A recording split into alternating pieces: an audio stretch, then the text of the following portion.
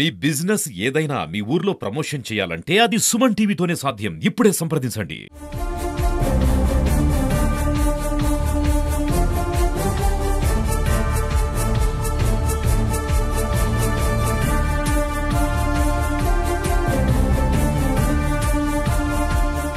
దాదాపు 3 రోజుల పాటు ఫెంగల్ తుఫాన్ 3 రాష్ట్రాలను వణికించినటువంటి విషయం తెలిసిందే. కాకపోతే నిన్న రాత్రి 11:30, 12:30 మధ్యలో మహాబల్పురం, కారైక్కల్ మధ్యలో తీరం దాటినటువంటి పరిస్థితి. అయితే అది ప్రస్తుతం పశ్చిమ నైరుతి దిశగా పయనిస్తోంది.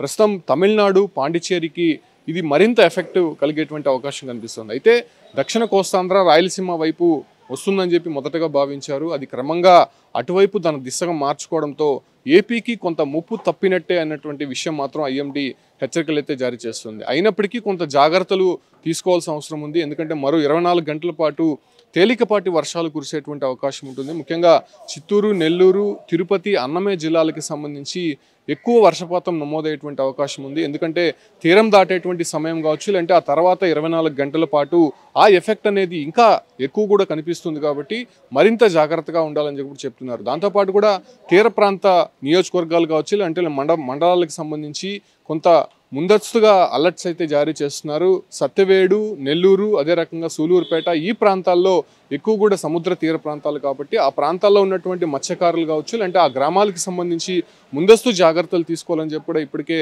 హెచ్చరికలు అయితే జారీ చేశారు. దాంతోపాటు కూడా చెన్నై నగరం ప్రస్తుతం కొంత ఇబ్బందికర పరిస్థితులు నెలకొంది. చెన్నైతో పాటు అటుగా ఉన్నటువంటి కారైక్కల్ కావచ్చు, లేదంటే కాంచీపురము, వేలూరు ఇటువంటి ప్రాంతాల్లో భారీ వర్షాలు కురుస్తున్నాయి. ముఖ్యంగా చెన్నైలో ఉన్నటువంటి లోతట్టు ప్రాంతాలంతా కూడా పూర్తిగా జలమయమైపోయాయి. దాంతోపాటు కూడా పాండిచ్చేరికి సంబంధించి సముద్రం అల్లకల్లోలంగా మారినటువంటి నేపథ్యంలోనే అటుగా వచ్చేటువంటి టూరిస్టులను కూడా పూర్తిగా ఆపివేసినటువంటి పరిస్థితి. ఈ రకమైనటువంటి పరిస్థితులు మరో 24 గంటల పాటు అటు చెన్నై, అదే రకంగానే తమిళనాడులో ఉన్నటువంటి కొన్ని జిల్లాలు, పాండిచ్చేరిలో ఉన్నటువంటి నేపథ్యంలోనే కొంత జాగ్రత్తగా ఉండాలని చెప్పి కూడా ఐఎండీ సీరియస్ వార్న్ అయితే చేస్తుంది.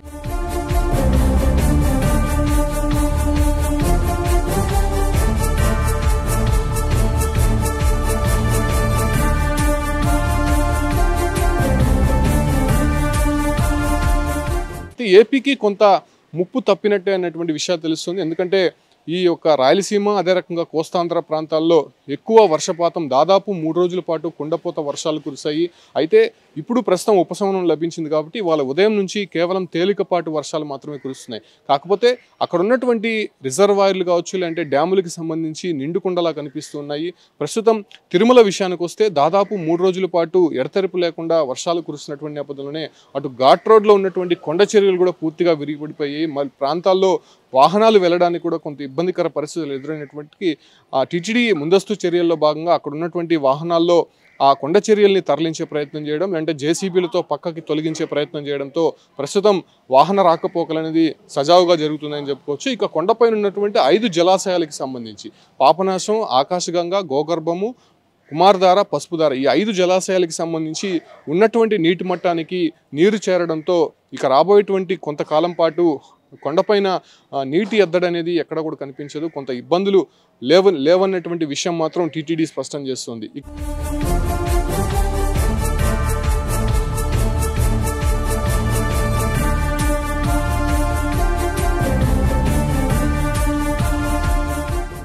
తిరుపతిలో ఉన్నటువంటి కపిలతీర్థం జలాశయానికి సంబంధించి అటు శేషాచల అటవీ ప్రాంతం నుంచి జాలువారేటువంటి నీరు మొత్తం కూడా కిందకి వస్తుండడంతో అటుగా వెళ్తున్నటువంటి శ్రీవారి దర్శనానికి వచ్చేటువంటి భక్తులు కూడా కపిలతీర్థంకి వెళ్తుంటారు. కాబట్టి అటుగా వెళ్ళేటువంటి పుణ్యస్నానాలు ఆచరించేటువంటి వాళ్ళకి నో ఎంట్రీ బోర్డులు కూడా అక్కడ పెట్టారు. ప్రత్యేకమైనటువంటి బందోబస్తు కూడా అక్కడ ఏర్పాటు చేస్తారు. ఎందుకంటే చాలా ఉధృతంగా ప్రవహిస్తోంది. దాంతోపాటు కూడా టూరిస్ట్ ప్లేస్గా ఉన్నటువంటి తలకోన ప్రాంతంలో కూడా ఎక్కువ మంది వెళ్తుంటారు. కాబట్టి అక్కడ పైనుంచి వచ్చేటువంటి నీరు చాలా ఉధృతంగా ప్రవహిస్తోంది. దాంతో ఎవరిని కూడా అక్కడికి పంపించినటువంటి పరిస్థితి కనిపిస్తోంది. సో ఈ రకమైనటువంటి పరిస్థితి మరో 24 గంటల పాటు ఉండేటువంటి అవకాశం ఉండడంతో కొంత తేలికపాటి వర్షాలు, మోస్తారు వర్షాలు కురిసేటువంటి అవకాశం ఉన్నట్టు ఏపీకి కూడా కొంత అలర్ట్స్ అయితే చేస్తోంది. కాబట్టి ఇంకొక 24 గంటల పాటు చాలా జాగ్రత్తగా ఉండాలని చెప్పి కూడా అటు ఐఎండీ హెచ్చరికలు జారిస్తోంది. ప్రస్తుతం ఏపీకి మాత్రం కొంత ముప్పు తప్పినట్టే అనేటువంటి విషయాన్ని మాత్రం మనం అర్థం చేసుకోవచ్చు. ఈ యొక్క తుఫాన్ అనేది దిశ మార్చుకునింది కాబట్టి